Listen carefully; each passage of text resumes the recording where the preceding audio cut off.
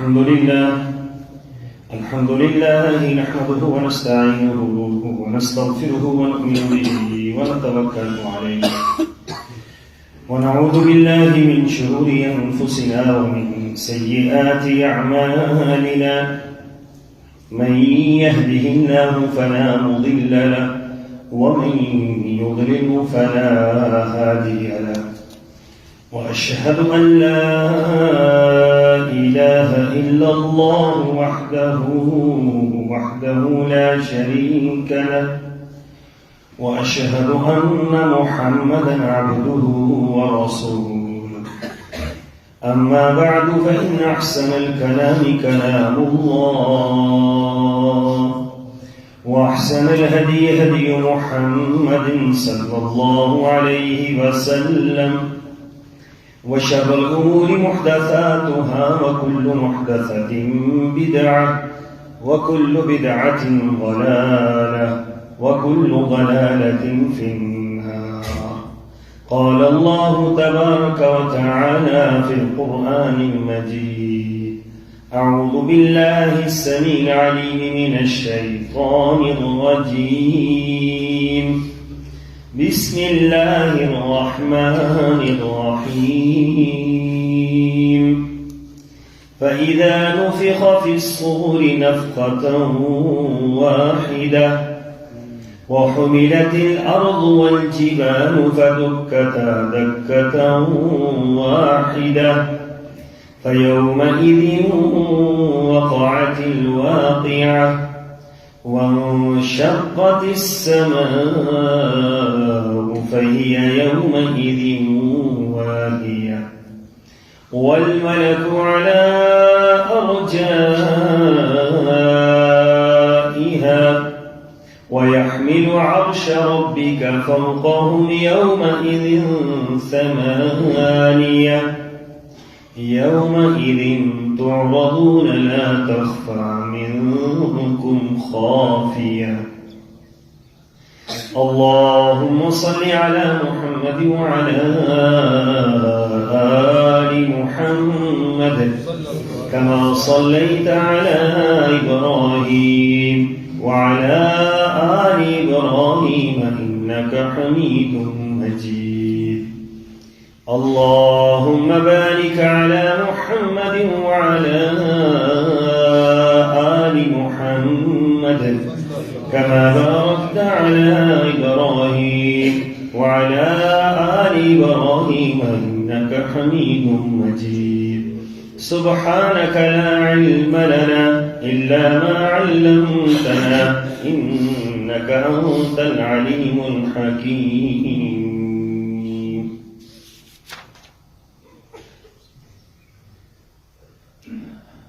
اور جب سور ایک مرتبہ پھونک دیا جائے گا تو زمین اور پہاڑوں کو اٹھا کر ایک ہی چوٹ میں ریزہ ریزہ کر دیا جائے گا. تو اس دن ہونے والا واقعہ پیش آ جائے گا اور آسمان پھٹ جائے گا اور اس دن اس کی بندش ڈھیلی پڑ جائے گی اور فرشتے اس کے کناروں پر ہوں گے اور اس دن 8 فرشتے آپ کے رب کے عرش کو اپنے اوپر اٹھائے ہوئے ہوں گے. اس دن تم اللہ کے حضور پیش کیے جاؤ گے اور تمہارا کوئی راز چھپا نہ رہے گا. آیت نمبر 12 تا 18 سورہ الحاقہ. معزز سامعین گرامی، علامات قیامت.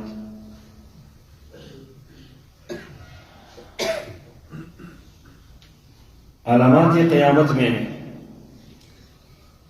کچھ علامات میں بیان کر چکا ہوں اور علامات قیامت میں جو اللہ تعالیٰ کی قدرت نظر آتی ہے، جو اسلام کی حقانیت نظر آتی ہے،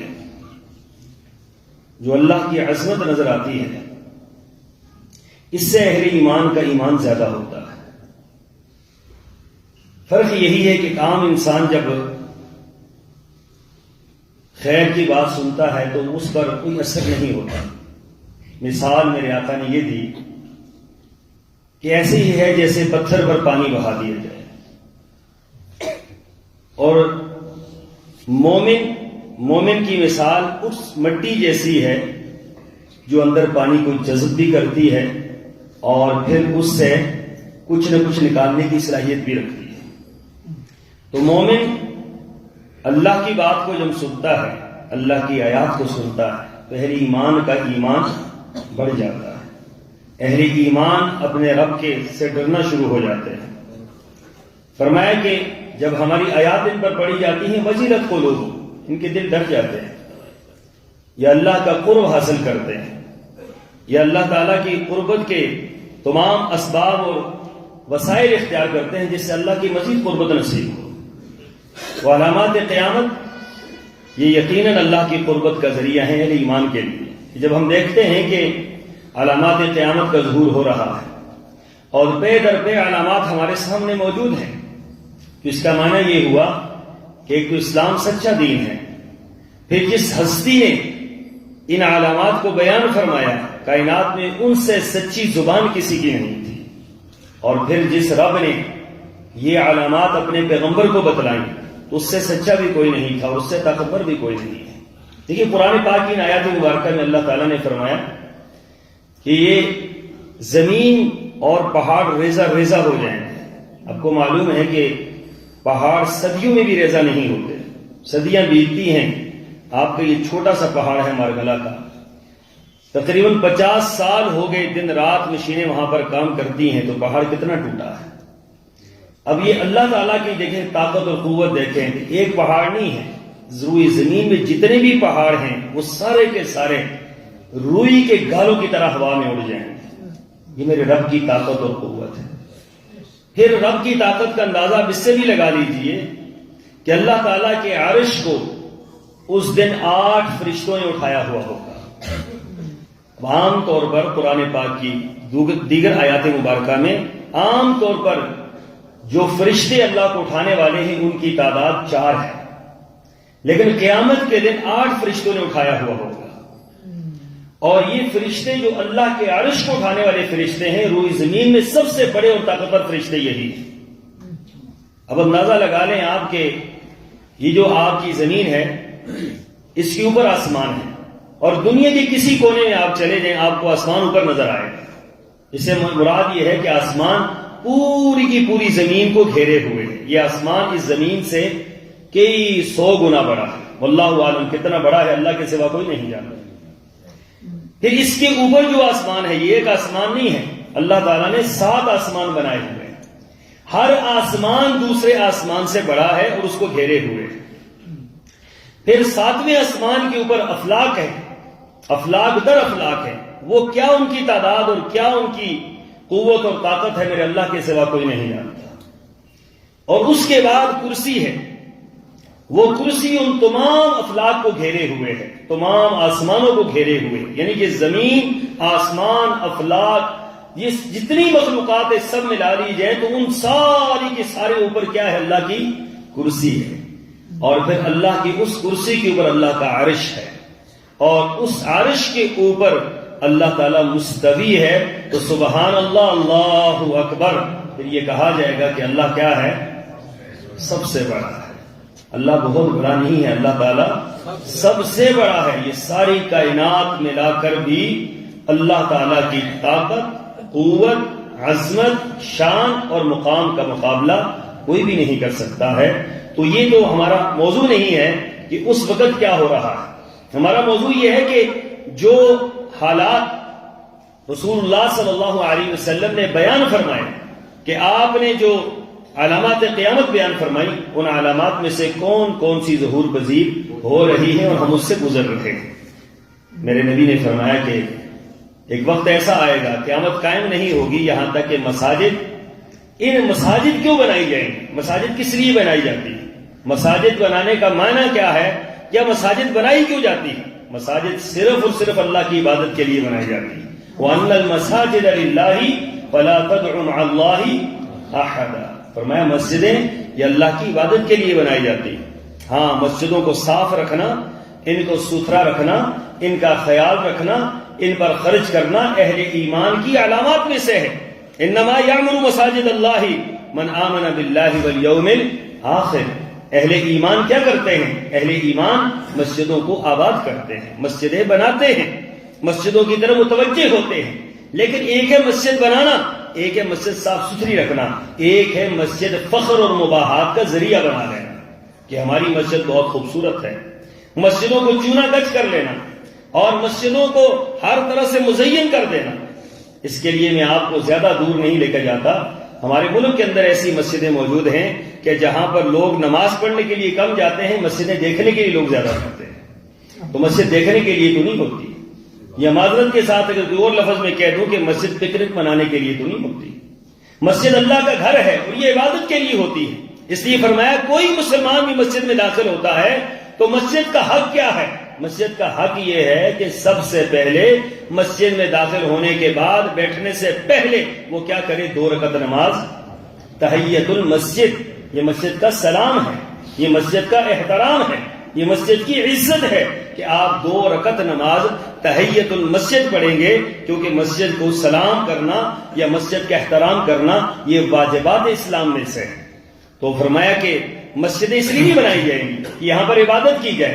مسجدیں اس لیے بنائی جائیں گی کہ فخر کیا جائے کہ میری مسجد بہت بہتر ہے، میری مسجد بہت خوبصورت، میری مسجد فلاں. تو فرمایا کہ جب یہ کام شروع ہو جائے تو یہ کیا ہے؟ یہ علامات قیامت ہیں. اور آج یہ چیزیں، آج سے بہتر میرے خیال میں کبھی یہ بات سمجھی نہیں جا سکتی تھی کہ آج جو مسجدیں بن رہی ہیں اللہ تعالیٰ معاف فرمائے اور اللہ رحم فرمائے، تقریباً ان کا یہی حال ہے.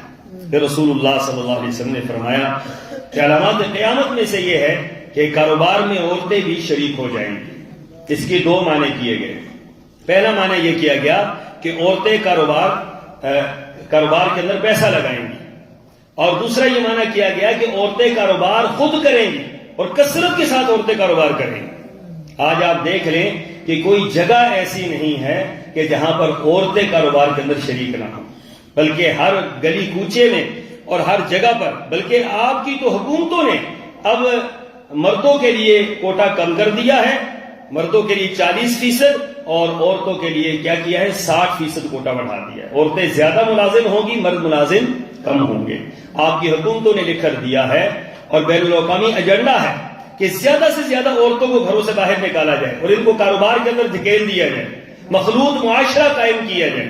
مخلوط معاشرہ، وہ معاشرہ جو مخلوط ہوتا ہے وہ بدترین معاشرہ ہوتا ہے. یاد رکھیے، بدترین معاشرہ ہوتا ہے مخلوط، اور بہترین معاشرہ وہ ہوتا ہے کہ جس میں ہر ایک الگ الگ نوعیت میں رہے، الگ الگ عزت و احترام میں رہے. عورت گھر کے اندر رہے گی، مرد بازار کے اندر رہے گا، وہ کما کر لائے گا، گھر کے اندر شہزادی اور ملکہ کو کھلائے گا.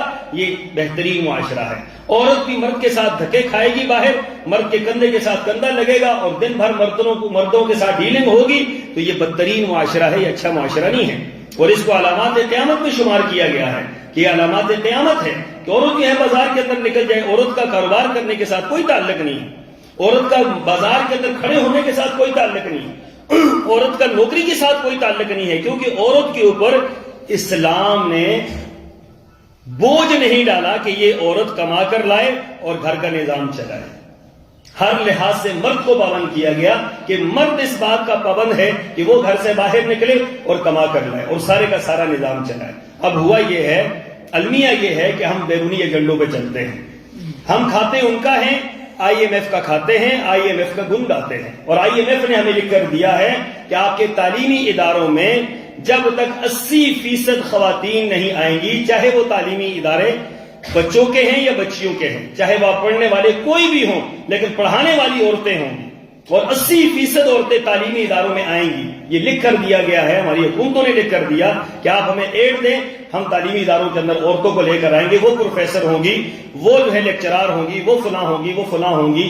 مجھے نہیں سمجھ آتی جس معاشرے کے اندر جہاں نوجوان مرد سامنے بیٹھے ہوئے ہوں، نوجوان لڑکے سامنے بیٹھے ہوئے ہوں، اور وہاں پڑھانے والی ایک خاتون جو ننگے منہ ان کو پڑھائے گی، تو مجھے نہیں سمجھ آتا کہ یہ تعلیم کے کیا اثرات ہوں گے اور اس کا معاشرہ کتنا بہتر معاشرہ بنے گا. کیونکہ جس نظام کے اندر اللہ نے خیر نہیں رکھی ہے، دیکھیں رسول اللہ صلی اللہ علیہ وسلم سے بڑھ کر، صحابہ کرام سے بڑھ کر نہ تو ہمارے دل صاف ہے، نہ ہمارے دماغ صاف ہے، نہ ہمارا معاشرہ صاف ہے، ٹھیک ہے؟ وہ معاشرہ دنیا کا بہترین معاشرہ تھا، اس معاشرے کے اندر جن چیزوں کو ناجائز کہا گیا قیامت تک وہ چیزیں جائز نہیں ہو سکتی، وہ تو پاک دامن لوگوں کا معاشرہ تھا، وہ تو دنیا کے بہترین لوگوں کا معاشرہ تھا، وہ خیر القرون کا دور تھا، وہاں جب منع کی گئی چیز تو آج وہ چیز کیسے جائز ہو سکتی ہے؟ تو فرمایا کثرت کے ساتھ عورتیں کاروبار دنیا میں شریک ہوں گی، ہر سسٹم کے اندر عورتیں شریک ہو جائیں گی، تو یہ علامات قیامت میں سے ہے، رسول اللہ صلی اللہ علیہ وسلم نے فرمایا۔ پھر آپ نے یہ فرمایا کہ قریش فنا ہو جائیں گے، یہ قریش یہ رسول اللہ صلی اللہ علیہ وسلم کا قبیلہ ہے، اللہ تعالیٰ قریش کو ختم کر دے گا، اور یہ کب ختم ہوں گے؟ جب اللہ چاہے گا۔ علماء کرام اس حدیث کے ذیل میں لکھتے ہیں کہ ابھی قریش باقی ہیں، یہ علامت پورا ہونا ابھی باقی ہے، کب یہ ختم ہو جائیں گے یہ اللہ تعالیٰ کے علم میں ہے، بہرحال قریش فنا ہو جائیں گے، قریش ختم ہو جائیں گے۔ قریش سے مراد اگر آپ تھوڑی سی وضاحت مجھ سے لینا چاہیں تو سادات ختم ہو جائیں گے، سادات ہی کو قریش کہا جاتا ہے، یہ لوگ ختم ہو جائیں گے، تو اللہ عالم یہ کب ختم ہونے ہیں یہ میرے اللہ کے علم میں ہے۔ پھر آپ نے فرمایا کہ کفار کی نقالی ہوگی، ہر معاملے میں ہر بندہ کفار کی نقالی کرنے کی کوشش کرے گا۔ آج آپ دیکھ لیں کہ ہمارے نظام حکومت سے لے کر عام گھر کی عورت تک کفار کی نقالی کرتی ہے، نظام حکومت بھی کفار کی نقالی میں، ان کے ہاں جمہوریت ہے، ہمارے ہاں جمہوریت ہے، پارلیمانی نظام ہے، پارلیمانی نظام، ان کے ہاں اسپیکر ہے، ہمارے ہاں اسپیکر ہے، وہ ان کے ہاں فلاں ہے، ہمارے ہاں فلاں ہے، ان کے ہاں یہ نظام چل رہا ہے، اس کا مالیات کا، ہمارے ہاں بھی یہ نظام چل رہا ہے مالیات کا، سود پر مشتمل، ان کے ہاں یہ ہے، ہمارے ہاں یہ ہے۔ آپ کسی بھی چیز لحاظ سے، آپ قانونی لحاظ سے، آپ مالی لحاظ سے، آپ حکومتی لحاظ سے، آپ معاشرتی لحاظ سے، آپ کلچر اور ثقافت کے لحاظ سے کسی چیز کو دیکھ لیں، مسلمان ہو بہو کس کی نقل کر رہے ہیں؟ کفار کی نقل کر رہے ہیں۔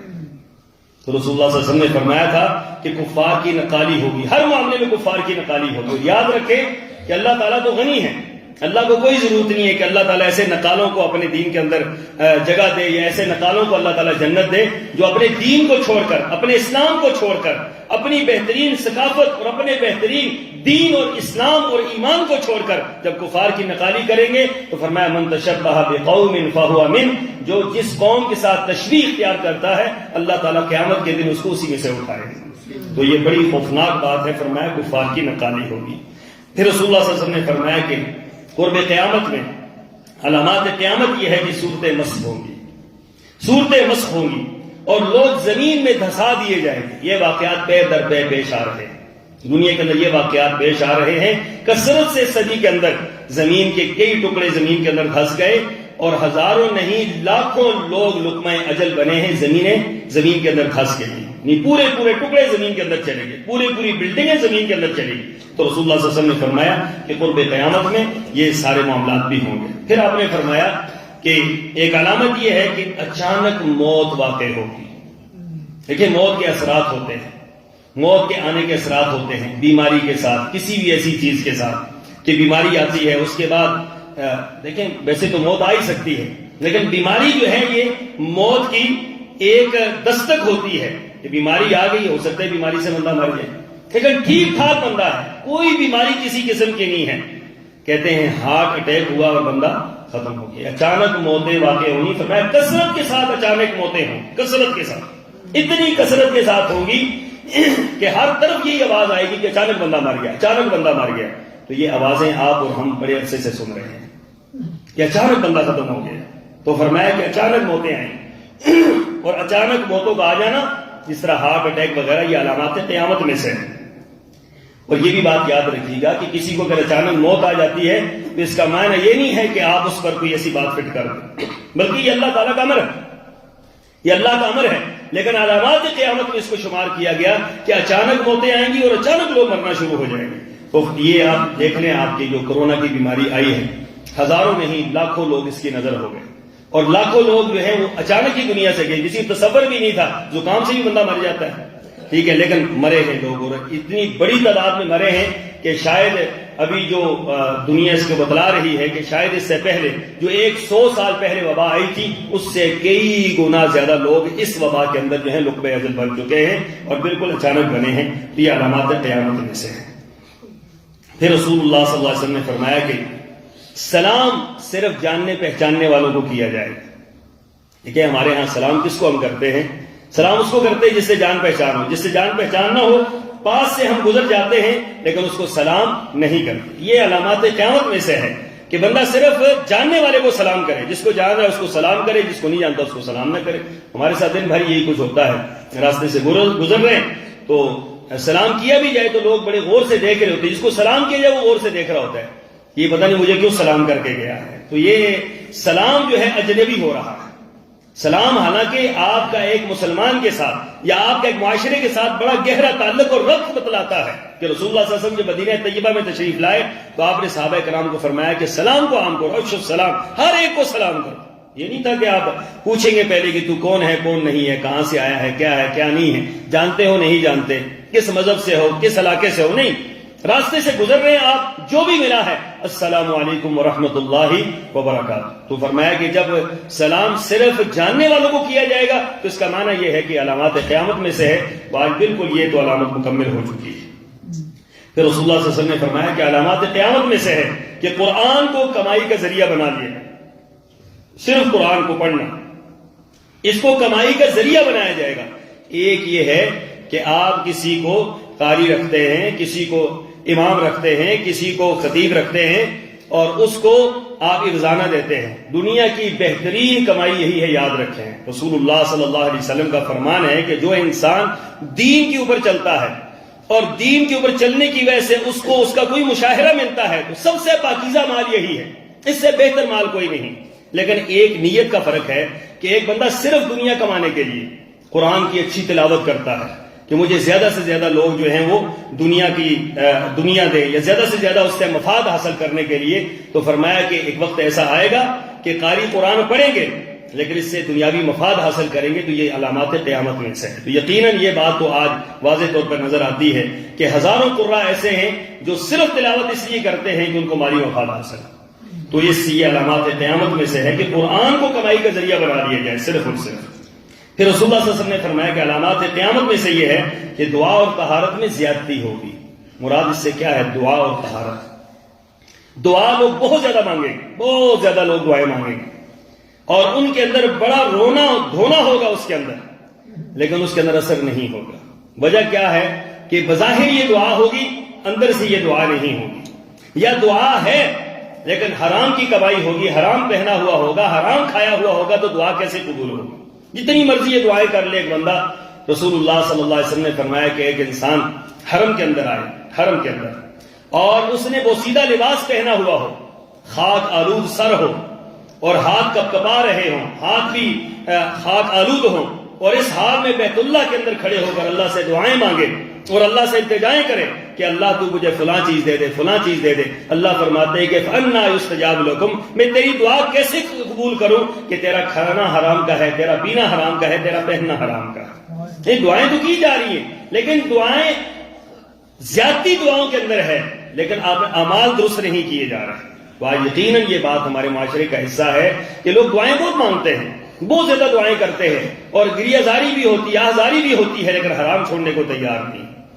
لیکن باقی جو دعا کی قبولیت کا باعث ہو وہ کرنے کو تیار نہیں, اور جو دعائیں قبول ہونے کا باعث نہیں ہے ان کو چھوڑنے کو تیار نہیں ہے. تو دونوں چیزیں آپس میں ٹکرا رہی ہیں. تو رسول اللہ صلی اللہ علیہ وسلم نے فرمایا کہ دعا میں کثرت ہوگی لیکن دعائیں قبول نہیں ہوں گی. پھر آپ نے یہ فرمایا کہ طہارت میں زیادتی ہوگی. مراد یہ ہے کہ لوگ بہت زیادہ مبالغے کے ساتھ وضو کریں گے. دیکھیے وضو کس طرح کیا جاتا ہے, ایک مرتبہ آپ دھو لیں یہ فرض ہے, 2 مرتبہ دھو لیں بہتر ہے, 3 مرتبہ دھو لیں سنت ہے, اس کے بعد دھونا جائز نہیں. کوئی 4 مرتبہ 5 مرتبہ 6 مرتبہ دھوئے اپنے اعضائے وضو کو, یہ جائز نہیں ہے. یہ دن بھر غسل کرتا رہے یہ ٹھیک نہیں ہے, ہر وقت ہی غسل کرتا رہے یہ ٹھیک نہیں ہے. تو فرمایا جب کثرت کے ساتھ یہ چیز پھیلے گی, لوگ بہت زیادہ اس کا اہتمام کریں گے, تو یہ علامات قیامت میں سے ہے. یعنی یہ ظاہری پاکیزگی تو ہوگی لیکن باطنی پاکیزگی نہیں ہوگی. پھر آپ نے فرمایا کہ علامات قیامت میں سے یہ ہے کہ نااہل لوگ عہدے سنبھال لیں گے. جو لوگ عہدے کے اہل نہیں ہوں گے, کسی بھی منصب کے اوپر وہ اہل نہیں ہے, تو اس کو اہل بنا دی, اس کو اس پر بٹھا دیا جائے. اس پر میں زیادہ گفتگو اس لیے نہیں کرتا کہ مجھ سے زیادہ معاشرے کا حصہ ہیں اور مجھ سے زیادہ آپ اس بات کو جانتے ہیں کہ آج نااہل لوگ مسلط ہیں ہر شعبے کے اوپر. اگر اہل مسلط ہوں تو ہمارے معاشرے کے اندر ایمانداری عام ہو, ہمارے معاشرے کے اندر امن و امان عام ہو، ہمارے معاشرے کے اندر سکون عام ہو، ہمارے معاشرے کے اندر بہتری پیدا ہو، لیکن ہمارا معاشرہ نیچے کی طرف جا رہا ہے اس لحاظ سے کہ یہاں پر نااہل لوگوں پر، ہر شعبے کے اوپر نااہل بندے بٹھا دیے گئے، ہر شعبے کے اندر نااہل لوگ بیٹھ جاتے ہیں۔ اس کو سیاست سے تھوڑا سا الگ کر کے سوچئے گا کہ یہ ہر شعبے کی بات ہو رہی ہے، صرف سیاست کی بات نہیں ہو رہی۔ جب ہر شعبے کے اندر ایسا ہی ہے تو پھر جب جیسے نیچے لوگ ہیں ایسے اوپر آئیں گے، جیسے اوپر ہیں ایسے پھر نیچے بھی لوگ ہوں گے، تو یہ پورا معاشرہ آپس میں جڑا ہوا ہے، آپس میں ملا ہوا ہے۔ تو فرمایا نااہل لوگوں کو عہدے دے دیے جائیں گے، تو یہ علامات قیامت میں سے۔ پھر فرمایا کہ غریب لوگ امیر ہو جائیں گے، غریب لوگ وہ لوگ، رسول اللہ صلی اللہ علیہ وسلم نے فرمایا، آپ نے بڑی وضاحت کے ساتھ فرمایا کہ عرب کے وہ لوگ جو بکریاں چرانے والے ہوں گے، بوسیدہ لباس پہنے ہوئے ہوں گے، لیکن بڑی بڑی عمارتیں بنائیں گے، اور پھر حدیث کے دوسرے الفاظ یہ ہیں کہ اتنی بڑی بلڈنگیں بنائیں گے کہ آسمان کو چھوتی ہوئی بلڈنگیں بنیں گی، یعنی اتنی ان کی آج دنیا کے اندر کس چیز کا مقابلہ ہو رہا ہے آپ دیکھیں، عرب کے اندر خاص کر یہ بکریاں چرانے والے لوگ تھے، کل تک یہ بکریاں چراتے تھے، بکریاں تو ہم نے بھی چرائی ہیں، وہ مسئلہ نہیں ہے، یہ کوئی عیب والی بات نہیں ہے، مراد یہ کہ غریب لوگ تھے، غریب لوگ تھے، آج کہاں پہنچ گئے ہیں؟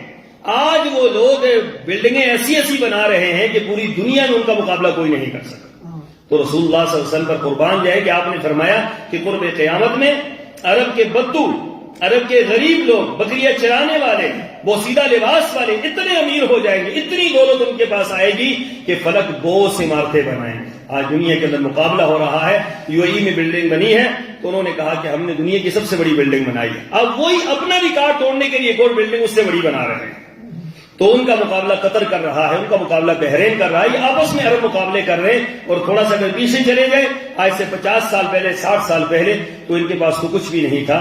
قربان جائیں رسول اللہ صلی اللہ علیہ وسلم پر کہ جنہوں نے فرمایا یہ علامات قیامت میں سے، یہ علامات قیامت میں سے، فلک بوس عمارتیں بنے گی، اور بنانے والے کون ہوں گے؟ حدیث کے الفاظ یہ ہیں، بھوکے اور ننگے لوگ یہ عمارتیں بنائیں گے، بھوکے اور ننگے لوگ یہ عمارتیں بنائیں گے، جو کل تک بھوکے تھے، کل تک تہی لباس تھے، آج اتنی ان کے پاس دولت آئے گی کہ وہ بڑی بڑی بلڈنگیں بنائیں گے۔ تو رسول اللہ صلی اللہ علیہ وسلم کی یہ جو آپ کا فرمان تھا اور علامات قیامت میں سے، یہ تقریباً پورا ہو چکا ہے۔ پھر آپ نے فرمایا کہ کم علم لوگ لوگوں کے رہنما بنیں گے، کم علم لوگ لوگوں کے رہنما بنیں گے، رہبر بنیں گے۔ اب آپ دیکھ لیں کہ ہمارے رہنما کون ہیں، ہم کن کے پیچھے چلتے ہیں، ہم کن لوگوں کو اپنا رہبر مانتے ہیں۔ ٹھیک ہے، کوئی بھی نہیں کہہ سکتا کہ ہمارے علم کی حالت یہ ہے کہ کوئی چھوٹی سی قبر بنا لے اور اس کے اوپر ایک چادر چڑھا لے اور اس کے بعد دیکھ لے وہاں دنیا کس طرح ٹوٹتی ہے اور کس طرح وہاں لوگ جاتے ہیں، تو یہ کدھر جا رہے ہیں، کس کے پیچھے جا رہے ہیں، یہ کون ہے جس کے پیچھے گئے ہیں؟ یہ جو بلانے والا ہے وہ صاحب علم ہے، جس کی پاس جا رہے ہیں وہ صاحب علم ہے، یا وہ کچھ جگہ دے سکتی ہے وہ؟ یہ ساری کی ساری باتیں رسول اللہ صلی اللہ علیہ وسلم نے فرمایا کہ لوگ بالکل جاہل ہو جائیں گے، بظاہر تو ان کے پاس بہت کچھ ہوگا لیکن کم علم لوگوں کو اپنا رہنما بنا لیں گے، یہ علامات قیامت میں سے۔ پھر میں نے آقا نے فرمایا علامات قیامت میں سے ایک علامت یہ بھی ہے کہ زمانہ قریب کر دیا جائے، یتقارب الزمان، زمانے قریب ہو جائیں گے۔ مراد یہ ہے کہ تیزی کے ساتھ وقت گزرے گا، اتنی تیزی کے ساتھ وقت گزرے گا کہ آپ نے فرمایا سال مہینے کی طرح، مہینہ ہفتے کی طرح، ہفتہ ایک دن کی طرح، اور دن گھنٹے کی طرح، اور گھنٹہ آگ کے شعلے کی طرح گزر جائے گا، یعنی پتہ ہی نہیں چلے گا، برکت ختم ہو جائے گی، وقت کے اندر سے برکت ختم ہو جائے گی۔ بندہ صبح سے لے کر شام کچھ کام نہیں کر پائے گا، دن ختم ہو جائے گا۔ حالانکہ ہوتا یہ ہے کہ دن کے اندر اتنی برکت ہوتی ہے، 24 گھنٹے تو وہی ہے نا، یہ 24 گھنٹوں کے اندر کمی آ گئی ہے، 24 گھنٹوں کے اندر تو کمی نہیں آئی کہ یہ 8 گھنٹے ہو گئے، 6 گھنٹے ہو گئے، لیکن وقت میں کچھ کر نہیں پائے گا بندہ، کچھ ہو نہیں پائے گا اس سے، اور تیزی کے ساتھ وقت گزر جائے گا۔ تو یقینی بات ہے، میں تو یہ چیز دیکھ رہا ہوں اپنی آنکھوں سے، مجھے تجربہ یہ ہے کہ تیزی کے ساتھ وقت گزر رہا ہے، اور یہ علامات قیامت میں سے ہے۔ پھر رسول اللہ صلی اللہ علیہ وسلم نے فرمایا کہ لونڈی اپنے مالک کو جلے گی۔ اس حدیث مبارکہ کی کئی تشریحات ہیں، اس میں جو میں سمجھا ہوں یہ ہے کہ اولاد ماں باپ کی نافرمان ہوگی، کثرت کے ساتھ اولاد ماں باپ کی نافرمان ہوگی، اور ایسی نافرمانی کرے گی کہ جس کی پہلے مثال نہیں ملتی تھی۔ آج ہمیں اخبارات کے اندر یہ بات ملتی ہے، اور یہ بات بیان اس لیے ہم کرتے ہیں، بعض باتیں بیان کرنے کی نہیں ہوتی، یاد رکھیں شریعت نے منع کیا ہے بعض باتوں کے بیان کرنے سے، اس سے گناہ پھیلتا ہے، لیکن چونکہ علامات قیامت میں سے ہے اس لیے فرمایا کہ اس حد تک نافرمان ہوگی، اس حد تک نافرمان ہوگی کہ بیٹا اپنے باپ کو قتل کر دے۔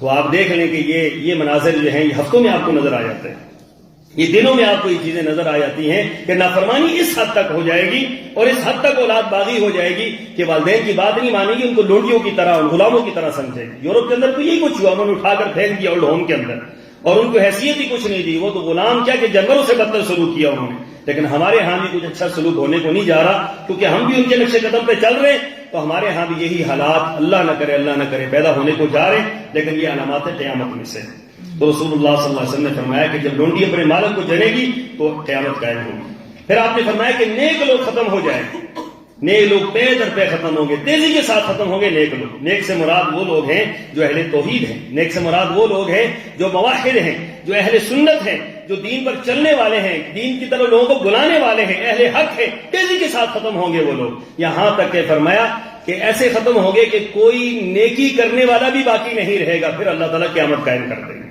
تو دنیا سے نیکوں کا اس طریقے سے چلے جانا یہ علامات قیامت میں سے۔ پھر رسول اللہ صلی اللہ علیہ وسلم نے فرمایا کہ دین اجنبی ہو جائے گا، اسلام اجنبی ہو جائے گا، اسلام اپنے گھر کے اندر بھی اجنبی ہوگا۔ فرمایا کہ بدل اسلام غریبا وسيعود غریبا فطوبى للغرباء۔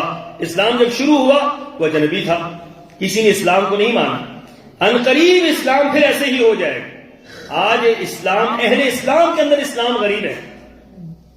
آپ دیکھنا چاہتے ہیں اس منظر کو کہ اہل اسلام کے اندر کیسے اسلام غریب ہے، تو آپ اپنی شادیوں کو دیکھ لیں، آپ اپنی خوشیوں اور غمیوں کو دیکھ لیں۔ آپ کی خوشیوں میں اسلام کہاں؟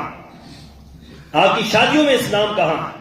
آپ کی شادیوں میں ہندوؤں کا مذہب تو نظر آتا ہے، آپ کی شادیوں میں یہود و نصارہ کی نقالی تو نظر آتی ہے، آپ کی شادیوں میں دنیا جہان کی برائیاں تو نظر آتی ہیں، لیکن محمد رسول اللہ صلی اللہ علیہ وسلم کا دین نظر نہیں آتا ہے۔ تو طوبیٰ للغرباء کیا ہوگا؟ پھر ایسے ہی لوگ بہت کم رہ جائیں گے کہ جو دین پر چلنے والے ہوں گے، لوگ ان کو بیوقوف سمجھیں گے یا کنجوس کہیں گے، یہ تو کیا ہی کچھ نہیں، انہوں نے تو کیا ہی کچھ نہیں، انہوں نے کیا کیا ہے؟ دیکھیں شیطان کیسی پٹی پڑھاتا ہے کہ جب پہلا بیٹا ہو تو کیا کہتا ہے شیطان؟ یہ پہلا بیٹا ہے، اس پر تو خوشیاں ہی خوشیاں ہونی چاہیے، پورے خاندان کو تیار کرتے ہیں یہ پہلا ہے۔ اچھا جب دوسرا ہو تو کہتے ہیں کہ یہ درمیانہ ہے، شیطان یہ پٹی پڑھا دیتا ہے یہ تو درمیانہ ہے۔ اب یہ آخری کی باری آتی ہے تو آخری ہے، اس پر تو خوشی خوشی ہونی چاہیے۔ اب کسی طرح سے شیطان نے چھوڑا ہے، تو ہمیں یہ دیکھنا ہے پہلا ہو یا آخری ہو، یا 100 بیٹا ہو یا ایک بیٹا ہو، دین اسلام کے مطابق عمل ہونا چاہیے۔ شادی کرنی ہے دین اسلام کے مطابق، غمی اور خوشی میں یاد رکھیں آپ کا دین نظر آتا ہے، آپ کا دین نمازوں میں نظر نہیں آئے گا، نمازیں تو لوگ پڑھ ہی لیتے ہیں، روزے اور زکوٰۃ اور حج یہ سب کچھ ہو جاتا ہے، آپ کا دین آپ کی خوشی اور غمی میں آپ کی پہچان کروائے گا کہ آپ نے خوشی میں کیا کیا اور آپ نے غم میں کیا کیا۔ اگر آپ خوشی اور غمی میں دین پر قائم ہیں تو پھر سمجھ لیں کہ آپ بہتر ہیں۔ تو فرمایا کہ دین اجنبی ہو جائے گا۔ پھر فرمایا کہ بارشیں بکثرت ہوں گی مگر اس سے پیداوار نہیں ہوگی، بارشیں ہوں گی زمین اس سے کچھ نکالے گی نہیں، وہ بارشیں تباہی کا باعث ہوں گی، بربادی کا باعث ہوں گی۔ آج ایسے ہی ہوتا ہے، پہلے بارش ہوتی نہیں ہے لیکن جب بارش ہوتی ہے تو سب کچھ فنا کر کے چلی جاتی ہے، بارشوں کا فائدہ نہیں ہو رہا۔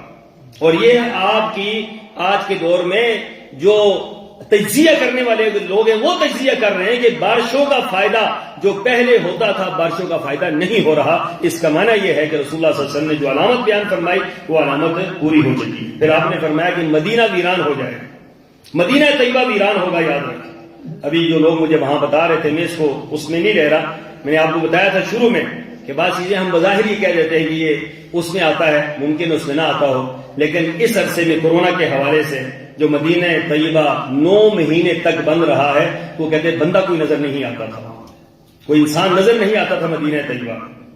آبادی ہونے کے باوجود مسجد نبوی، مدینہ سے مراد مسجد نبوی، مسجد نبوی ویران تھی۔